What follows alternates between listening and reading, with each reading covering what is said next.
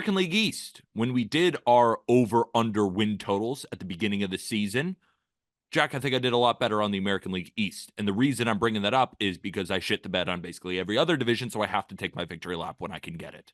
Didn't I suck on the American League East? I don't have it in front of me. You have it in front of you. If I have it in front of me, I'll bring it up. Just stall and talk about how the Yankees got Juan Soto. Did you know they got Juan Soto? The Yankees got Juan Soto. Tampa looked injury in the eyes about 40 times this past year, and they still somehow surpassed their projected win total. Toronto kind of shit the bed, which was fascinating. And Boston, I have no idea how to evaluate Boston. I think we're going to know how to evaluate Boston within the next 2 weeks. You're going to know when you're sitting around for Christmas Eve dinner and your grandpa asks you, hey, what do you think the Red Sox are going to be like in 2024? You say, well, Pop, I have the answer for you. Just eat a little bit more of your, what, like cream of spinach soup? Is that what old people eat? Cream of spinach soup? No, I think it's just cream of spinach. No, I Maybe think oatmeal is what you're going for. no, there's cream of mushroom. I know there's cream of mushroom, cream of wheat. Enough of the mushrooms. Let's talk about the Baltimore Orioles. 77.5 was their projected win total. Yeah, they went over that. 101 and 61. First place in the American League East. What a season. Gunnar Henderson, Adley Rutschman, and Arm and I had the over. But one Jack McMullen had the under. Speak for There yourself. is, yeah, there is such thing, cream of spinach soup. I found a recipe on Simply I Recipes that want you to has stop stalling, 4.9 please. stars.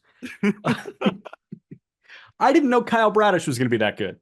I Okay. didn't know Tyler Wells was going to be that good before the break. I didn't know that Kyle Gibson was going to be reliable. I didn't know that Yennier Cano was going to be this. Frankly, I didn't know that Tony Taters was going to be Tony Taters or Anthony Santander was going to be Tony Taters. Things went so well for them. And I'm not saying it was luck. I'm saying I underestimated the talent level with some of their guys. And I think I'm the Shaq to Christian Wood. I apologize. I wasn't familiar with your game in particular regards to Kyle Bradish. I didn't know that Kyle Bradish had this in it. And that slider is an all-star slider. We saw that this year. He had a sub-3 ERA and he spun people to death. Did the fastball have issues? Yes. But guess what? He got through the 2023 season without needing to rely on his fastball at really any moment. So I think I looked at this team and said, okay, G-Rod is the best starter they have. Is a guy going to make his big league debut on opening day as the opening day starter? Yeah. And I think that's where I dinged them, and I shouldn't have dunged them or dinged them. Dung doesn't sound right. I think with the Orioles, right, we look at Dean Kramer, we look at Kyle Bradish at the beginning of the season, Kyle Gibson, and it's We the same. laughed. We We laugh. we simply laughed. And that's the thing is what I learned when I did the Cardinals review about them getting Lance Lynn and getting Kyle Gibson. Like those names are so unsexy, but if they can keep you in the ball game and you have such a sound team everywhere else, that's how you're going to consistently win games. And that's what the Orioles were, just sound in every aspect of the game. They were a good defensive team. Now they finished 14th in OPS among all major league teams, which puts them right around the middle. But I kind of don't believe that. It's one of those numbers that, Peter Vision had them higher. Starting pitching, 11th in ERA, bullpen 5th in ERA. What I will say is, and not to your credit because you were under 77.5, but if you did flip those one-run game results, they would have finished 87 and 75. So they did get lucky in that aspect. But at the same time, it's hard to call it luck when the bullpen was so locked down. It stunk when Felix Bautista went down. But they just flipped Yennier Cano right in there, right? Shintaro Fujinami came into that bullpen and did well, right? Danny Colum, they had Sinel Perez, they had Mike Bauman, they had Jacob Webb, they had a lot of solid contributions in the bullpen. It did feel that if the starter gave them 5 innings, 2 to 3 runs, they were going to win the ball game because they were going to score 4, and then the door would be shut with that bullpen. So So I was trying to say like, oh well, even Fuji had a resurgence. Fuji didn't have a resurgence. He had a 4.9 with them. Yeah, but Um, he was really good there for like 3 weeks, and I felt like the 3 weeks was all they needed, and then he had a couple blowups. He was way better than the 4.9, I would say, from Peter Vision. yeah, but Fuji still wasn't that good. Yeah, I but will who say cares? He this. was like the third inning guy. Like he was just a throw in. I will say this, even without the best closer in baseball, even without, for my money, the best relief pitcher in all of baseball in Felix Bautista in 2024, pitchers and catchers are going to report in mid to late February. And I'm going to sit here and I'm going to look at the projected starting rotation, and it's going to line up like Kyle Bradish, Grayson Rodriguez, John Means, Dean Kramer, and Tyler Wells. I'll take And that I'm every going to day of the like week. it. Yep. If you gave this to me last year, I wasn't going to like it, but I like it now. That's what 23 did for me. One positive, one negative quickly before we move on to the next team. One positive, Gunnar Henderson. I Oh mean, my God. Adley Rutschman, of course, 4.5 win season. It's just like he brings his lunchbox to work and he's going to turn in a 4.5 win season. And honestly, I would give him more because he is so conducive to winning baseball. Love Adley Rutschman, but Gunnar Henderson in the mid sixes, the defense, the offense, and it started with a slow April, and then he just kicked it in gear. Orioles fans, you got Adley, you got Gunnar. What a core nucleus to build around. However, the negative, really disappointed in Cedric Mullins this year. I mean, Cedric Mullins was objectively one of the worst players on their offense. And he wasn't that bad. That's how good the Orioles were. Calm down, Orioles fans. I got you. I'm comparing him to your other players, right?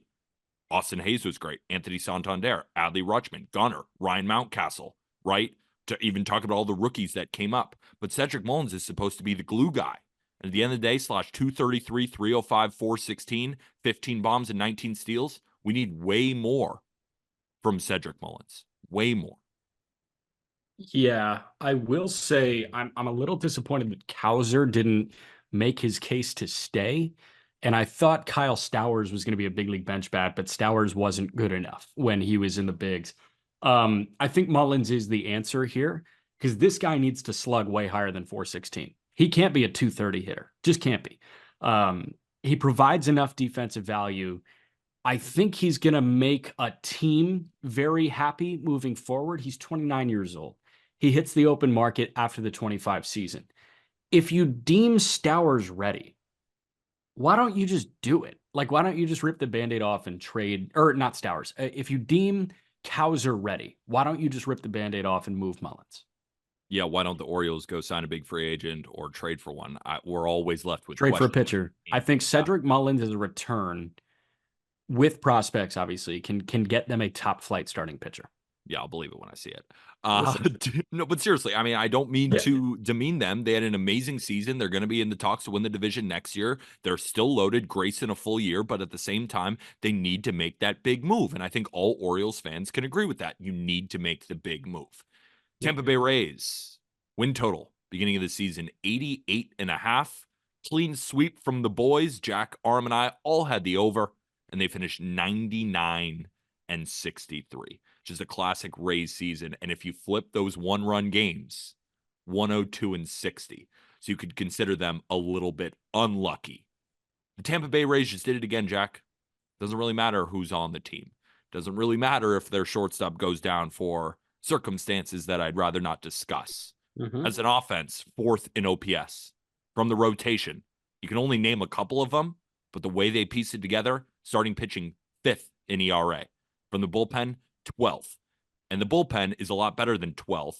It's just that they had to log so many innings.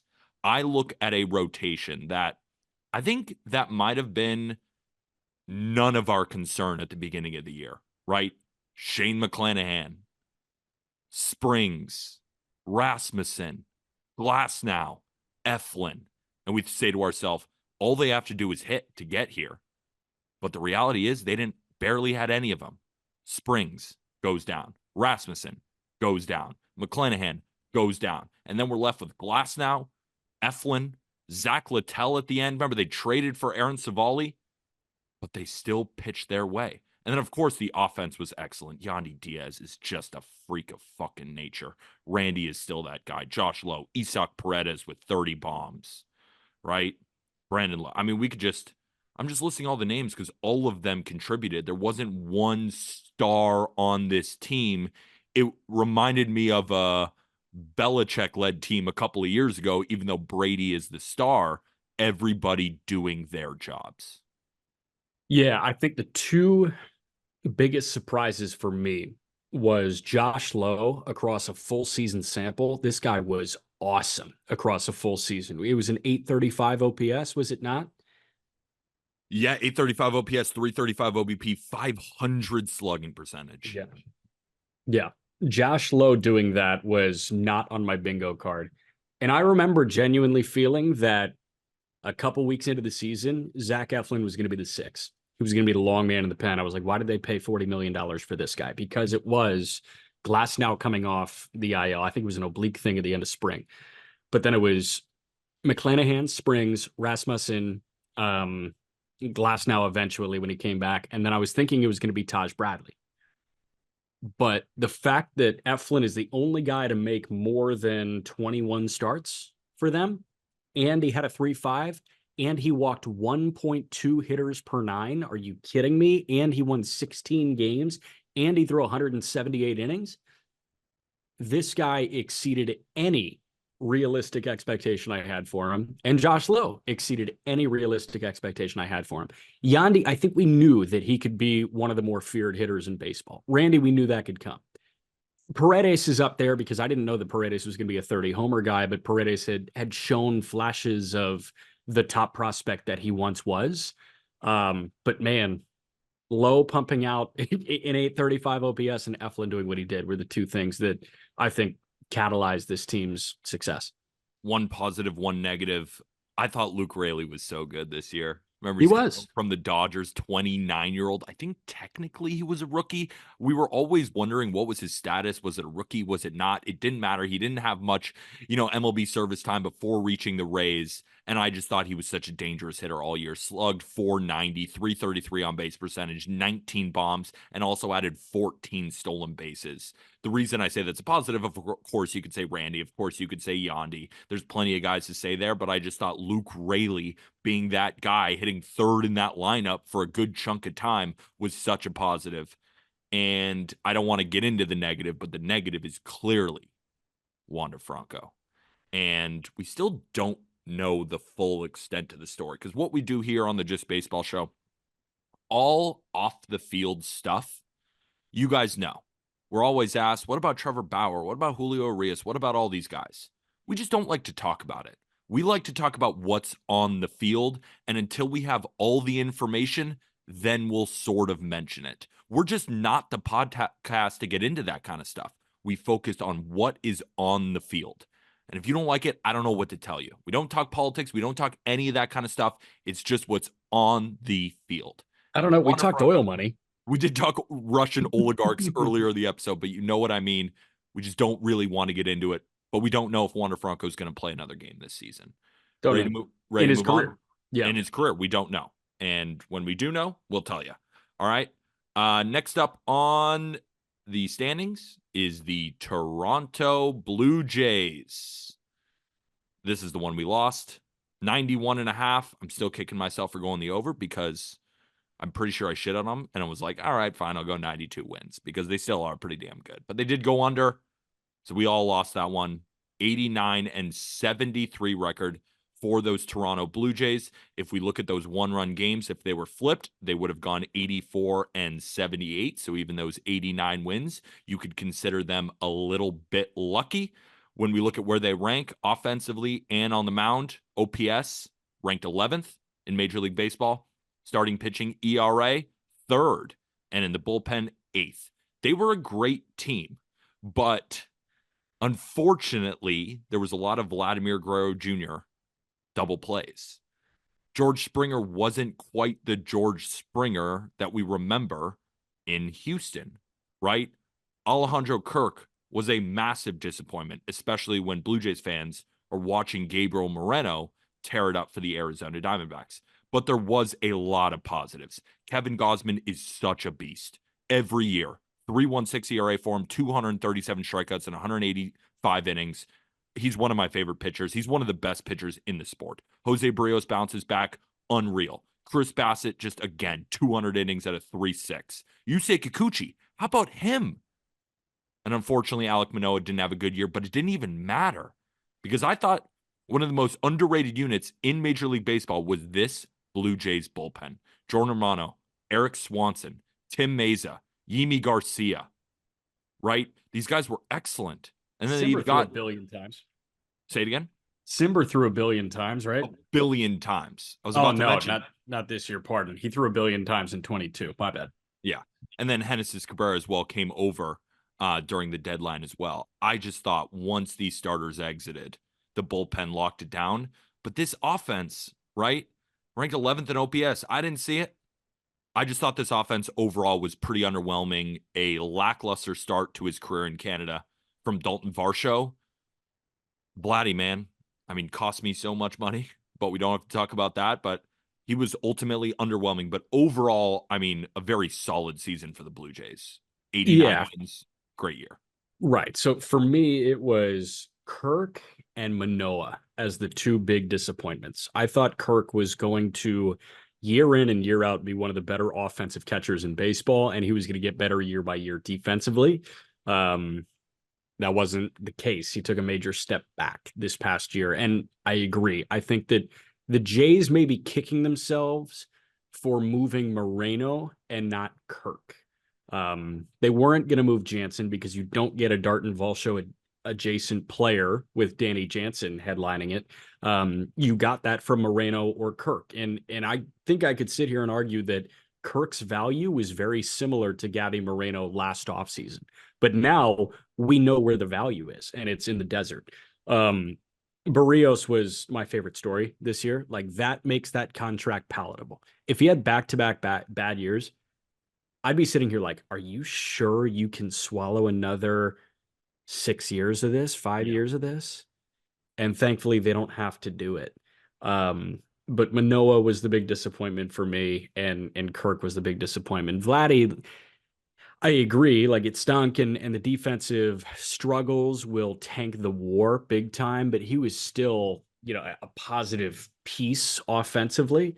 But Varsho wasn't, and that was a tough one for me to stomach. And yeah, he still provides a ton of defensive value, but dude, you got to hit.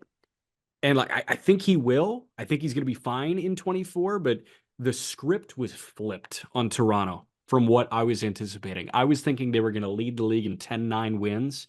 Felt like they led the league in 1-0 wins. It was unbelievable. You covered the negatives. I'll cover a couple of positives. Bo Bichette. I am going to continue to tell you, the listener of the Just Baseball Show, how obsessed I am with Bo Bichette.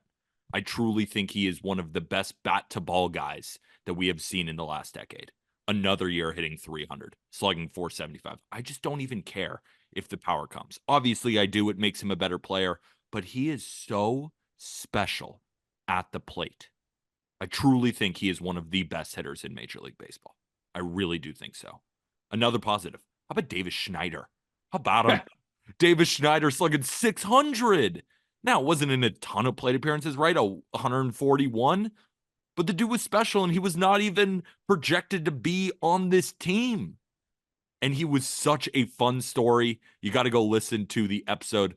I think he was on the call-up with Aram, where they broke down how he broke into the majors, his story. Such a good guy. So fun to see him tear it up for the Toronto Blue Jays. Jack went through the negatives. I thought Bo Bichette was a huge positive, and I also thought that Davis Schneider was so much fun. But we I like it. We move to arguably one of the most disappointing teams by a win total projection, my New York Yankees. 94.5. Luckily, all three of us were aligned on the under. You hear that, bias people? New York Yankees under 94.5 wins. All right? Give me a break. If we flipped those one-run games, they would have gone 88 and 74, so they still got a little unlucky, but it didn't matter. It resulted in not even making the playoffs, which is unacceptable for the New York Yankees. That's why they went and got Juan Soto. They finished with a negative run differential, minus 25. The offense was pitiful. 24th in OPS as a team, 29th in batting average. The only team that they had more hits than was the Oakland Athletics on the starting pitching side, 18th in ERA. Luckily, the unit that kept them in the game was the bullpen that finished first in ERA. Carlos Rodon had a 6.85 ERA in 64 innings. Clark Schmidt, second on the team in ERA, 4.64. Nestor regressed, 63 innings, 4.97. Of course, Garrett Cole wins the Cy Young. Can't forget about him. But Aaron Judge going down, kicking his feet into the Dodger Stadium wall, and the Yankees offense absolutely disappeared. DJ LeMahieu, the bat speed seems down. Anthony Rizzo, Jose Trevino playing through injuries. Anthony Volpe somehow won a Gold Glove award, still went 2020 in his first year. I'm a big believer in him. You can look at the slash line and say, is he real? Yes. He's 21 years old in the spot that Derek Jeter held, arguably one of the hardest positions to fill in sports. I thought he did a great job. Giancarlo Stanton, I mean, what a disaster. Slash 191, 275, 420 just cannot happen. Gleyber Torres turned in a good year, and we can go through all the bullpen names. They're all excellent. They were all extremely, extremely good. And we saw the So rise of Jason Dominguez, but in short, even though that was about 35 minutes of me explaining, incredibly disappointing. can I ask you something? Yeah. You think that hitting 209 with a 666 OPS and a 28% K rate is doing a good job? I think it's doing a good job for a 21-year-old who barely played in AAA when there is a lot of pressure on you. I think you demand more of the shortstop of the Yankees when the Yankees want to win the World Series. I think it's going to take a little while. Aaron Judge didn't hit the ground running when he was a rookie either. I think it takes a little while. The fact that he flashed these things. Do I have to remind you what Bobby Witt Jr. looked like in his first year when he was even older than Anthony Volpe? Yeah, like I agree with you. The defense helped. Like he was a 3-win player this year. He was a three, I think it was 3.3 on Baseball Reference. I don't know what the F war was for Volpe, but this guy played 159 games. You play 159, you accumulate 601 plate appearances. You're going to have a shot at the accumulation stats. There's a But the lot of short, guys who played 159 games that didn't have 21 home runs and 24 steals as a shortstop. There's a lot of them. yeah, I agree with you, but this cat hit 210 and he had a 670 OPS. Like from a WRC plus standpoint, do you have WRC plus in front of you? Because I I have an don't. 81 OPS plus. WRC plus, he was at 84. Yeah, like that's not good enough for the shortstop of the New York Yankees. I And don't think did that I is. tell you I was over the moon excited for No, him? you No. said you thought What he I did a great said, job. there were flashes of what Um, can be the shortstop for the next decade of the Yankees. He's got sure. power, he's got speed, he's a good defender. He just has to refine some things, and I don't blame him because he didn't have a lot of AAA time, and he was so young playing arguably the hardest position in Major League Baseball. So no, I'm not going to get So on him. I'm going to give him a second. so let me say this. There were 4 guys that logged a plate appearance for the New York Yankees that had an OPS plus over 100, which is league average in OPS. Aaron Judge played 106 games. Gleyber Torres, who had an amazing year. I love Gleyber Torres, and I Thank think you. this guy's trade value is there, but I think that the Yankees should look into extending him. And then it was 8 games of Jason Dominguez and 22 games of Greg Allen. That's it. Judge, Gleyber, the Martian, and Greg Allen, who's the other Martian. Those were the 4 guys with an OPS plus over 100. Fully with you. They sucked. I They watched a sucked. lot of their games. It was horrible. They I'm with you. sucked. You're like bagging on me right now when I'm sitting here telling you I was so disappointed. It I'm was not incredibly bagging. disappointing.